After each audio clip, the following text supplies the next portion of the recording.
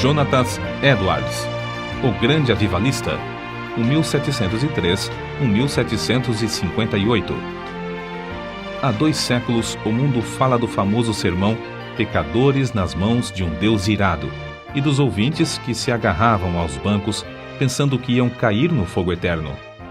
Esse fato foi apenas um dos muitos que aconteceram nas reuniões em que o Espírito Santo desvendava os olhos dos presentes para contemplarem as glórias do céu e a realidade do castigo, que está bem perto dos que se encontram afastados de Deus. Jonathan Edwards, entre os homens, era o vulto maior nesse avivamento, intitulado, na ocasião, Grande Despertamento. Sua vida é um exemplo destacado de consagração ao Senhor para o desenvolvimento maior do intelecto e, sem qualquer interesse próprio, de deixar o Espírito Santo usar o mesmo intelecto como instrumento nas suas mãos. Amava a Deus não somente de coração e alma, mas também de todo o entendimento. Sua mente prodigiosa apoderava-se das verdades mais profundas. Contudo, sua alma era, de fato, um santuário do Espírito Santo. Sob aparente calma exterior, ardia nele o fogo divino, como um vulcão. Os crentes atuais devem a esse herói, graças à sua perseverança em orar e estudar sob a direção do Espírito, a volta às várias doutrinas e práticas da igreja primitiva. Grande foi o fruto da dedicação do lar em que Edwards nasceu e se criou.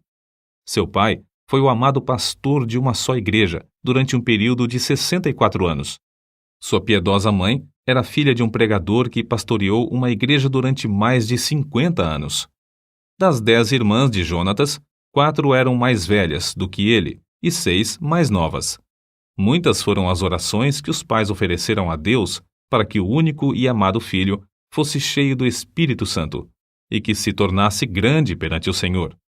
Não somente oravam assim, fervorosa e constantemente, mas mostravam-se igualmente zelosos em criá-lo para Deus. As orações, à volta da lareira, os estimularam a se esforçarem, e seus esforços redobrados os motivaram a orar mais fervorosamente.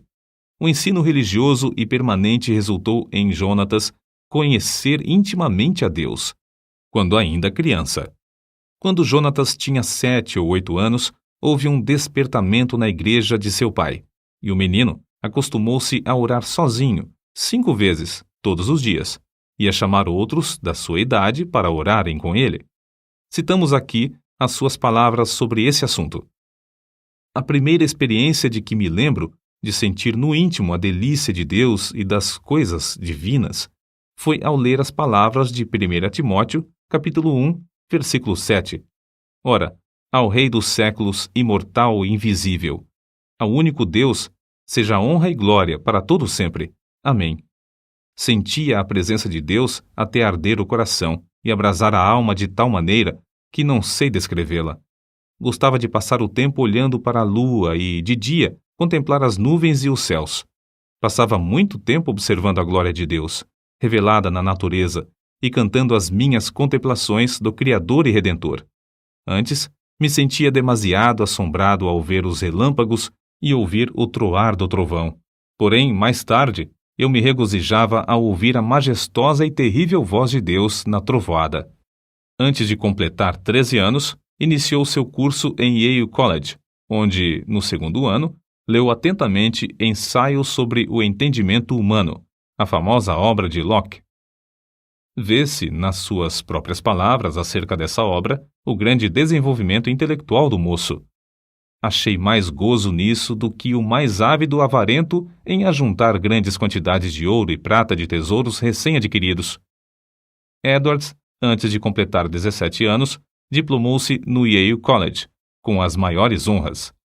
Sempre estudava com esmero, mas também conseguia tempo para meditar na Bíblia diariamente. Depois de diplomar-se, continuou seus estudos em Yale durante 2 anos e foi então separado para o ministério. Foi nessa altura que seu biógrafo escreveu acerca de seu costume de dedicar certos dias para jejuar, orar e examinar-se a si mesmo. Acerca da sua consagração, com a idade de 20 anos, Edwards escreveu: Dediquei-me solenemente a Deus e o fiz por escrito, entregando a mim mesmo e tudo o que me pertencia ao Senhor, para não ser mais meu qualquer sentido, para não me comportar como quem tivesse direitos de forma alguma, travando, assim, uma batalha com o mundo, a carne e Satanás, até o fim da vida. Alguém assim se referiu a Jonatas. Sua constante e solene comunhão com Deus, em secreto, fazia com que o rosto dele brilhasse perante o próximo, e sua aparência, semblante, palavras e todo o seu comportamento eram acompanhados de serenidade, gravidade e solenidade. Aos 24 anos, casou-se com Sarah Pierrepont, filha de um pastor, e desse enlace nasceram, como na família do pai de Edwards, 11 filhos. Por ocasião do grande despertamento, ao lado de Jonatas Edwards, estava o nome de Sarah Edwards, sua fiel esposa e ajudadora em tudo. Tal qual seu marido, ela nos serve como exemplo de rara intelectualidade. Profundamente estudiosa, inteiramente entregue ao serviço de Deus, ela era conhecida por sua santa dedicação ao lar, pelo modo de criar seus filhos e pela economia que praticava, movida pelas palavras de Cristo, para que nada se perca. Mas, antes de tudo, tanto ela como seu marido eram conhecidos por suas experiências com a oração. Faz-se menção, destacada, de um período de 3 anos, especialmente, durante o qual, apesar de gozar de perfeita saúde, ficava repetidas vezes sem forças por causa das revelações do céu. A sua vida inteira foi de intenso gozo no Senhor. Jonatas Edwards costumava passar 13 horas todos os dias, estudando e orando. Sua esposa também o acompanhava na oração, diariamente. Depois da última refeição, ele deixava toda a lida a fim de passar 1 hora com a família. Mas que doutrinas a igreja havia esquecido e que Edwards começou a ensinar e a observar de novo com manifestações tão sublimes? Basta uma leitura superficial para descobrir que a doutrina a qual deu mais ênfase foi a do novo nascimento, apresentando-a como uma experiência certa e definida, em contraste com a ideia da Igreja Romana e de várias denominações. O evento que marcou o começo do grande despertamento foi uma série de sermões feitos por Edwards sobre a doutrina da justificação pela fé, que fez os ouvintes sentirem a verdade das Escrituras. O foco de seus sermões era de que toda a boca ficará fechada no dia do juízo, e que não há coisa alguma que, por um momento, evite que o pecador caia no inferno, senão o bel prazer de Deus. É impossível avaliar o grau do poder de Deus derramado para despertar milhares de almas para a salvação, sem primeiro nos lembrarmos das condições das igrejas da Nova Inglaterra e do mundo inteiro nessa época. Quem, até hoje, não se admira do heroísmo dos puritanos que colonizaram as florestas da Nova Inglaterra? Passara, porém, essa glória e a igreja, indiferente e cheia de pecado, encontrava-se face ao maior desastre. Parecia que Deus não queria abençoar a obra dos puritanos, obra que existiu unicamente para a sua glória. Por isso, no mesmo grau em que havia coragem e ardor entre os pioneiros, houve entre os filhos perplexidade e confusão. Se não pudessem alcançar de novo a espiritualidade, só lhes restava esperar o juízo dos céus. O famoso sermão de Edwards, Pecadores nas mãos de um Deus irado, merece menção especial. O povo, ao entrar para o culto, mostrava um espírito leviano e mesmo de desrespeito diante dos 5 pregadores que estavam presentes. Jonatas Edwards foi escolhido para pregar. Era homem de 2 metros de altura, seu rosto tinha aspecto quase feminino e o corpo magro de jejuar e orar. Sem quaisquer gestos, encostado num braço sobre a tribuna, segurando o manuscrito na outra mão, falava com voz monótona.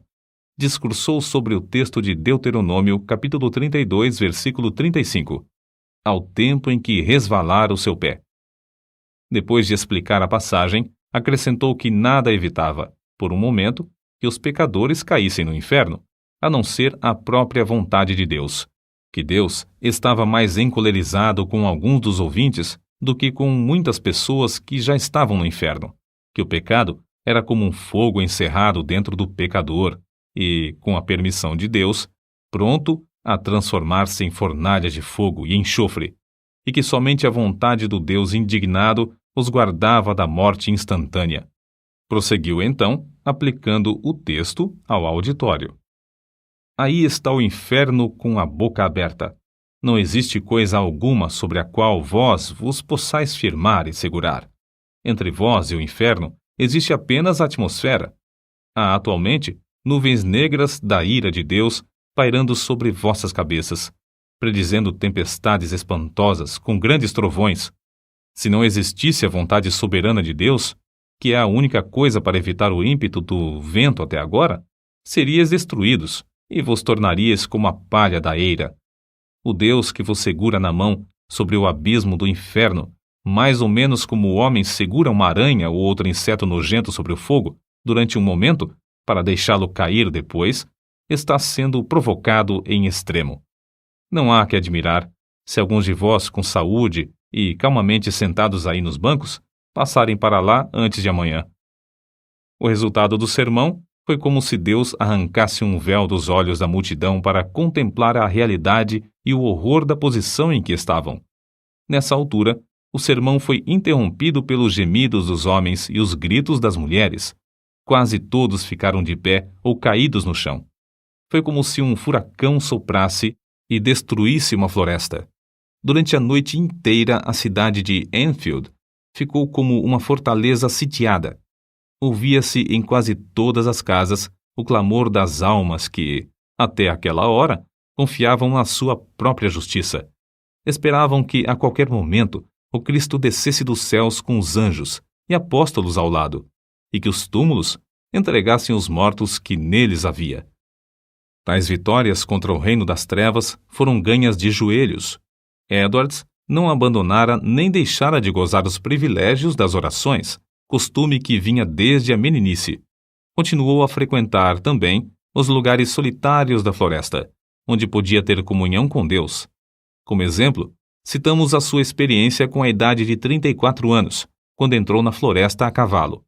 Lá, prostrado em terra, foi-lhe concedido ter uma visão tão preciosa da graça, amor e humilhação de Cristo como mediador, que passou 1 hora vencido por uma torrente de lágrimas e pranto. Como era de esperar, o maligno tentou anular a obra gloriosa do Espírito Santo no grande despertamento, atribuindo tudo ao fanatismo. Em sua defesa, Edwards escreveu: Deus, conforme as Escrituras, faz coisas extraordinárias. Há motivos para crer, pelas profecias da Bíblia, que sua obra mais maravilhosa seria feita nas últimas épocas do mundo. Nada se pode opor às manifestações físicas, como as lágrimas, gemidos, gritos, convulsões, falta de forças. De fato, é natural esperar, ao nos lembrarmos da relação entre o corpo e o espírito, que tais coisas aconteçam. Assim falam as Escrituras. Do carcereiro que caiu perante Paulo e Silas, angustiado e tremendo. Do salmista, que exclamou sob a convicção do pecado: envelheceram os meus ossos pelo meu bramido durante o dia todo. Salmos, capítulo 32, versículo 3. Dos discípulos que, na tempestade do lago, clamaram de medo. Da noiva do Cântico dos Cânticos, que ficou vencida pelo amor de Cristo até desfalecer. Certo é que na Nova Inglaterra começou, em 1740, um dos maiores avivamentos dos tempos modernos. É igualmente certo que este movimento se iniciou não com os sermões célebres de Edwards, mas com a firme convicção deste de que há uma obra direta que o Espírito Divino faz na alma humana. Note-se bem, não foram seus sermões monótonos, nem a eloquência extraordinária de alguns como George Whitefield, mas, sim, a obra do Espírito Santo no coração dos mortos espiritualmente, que, começando em Northampton, espalhou-se por toda a Nova Inglaterra e pelas colônias da América do Norte, chegando até a Escócia e a Inglaterra.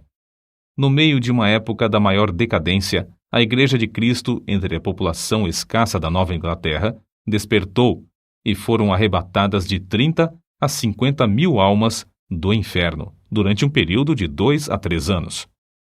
No meio das suas lutas, sem ninguém esperar, a vida de Jonatas Edwards foi tirada da terra. Apareceu a varíola em Princeton, e um hábil médico foi chamado da Filadélfia para inocular os estudantes.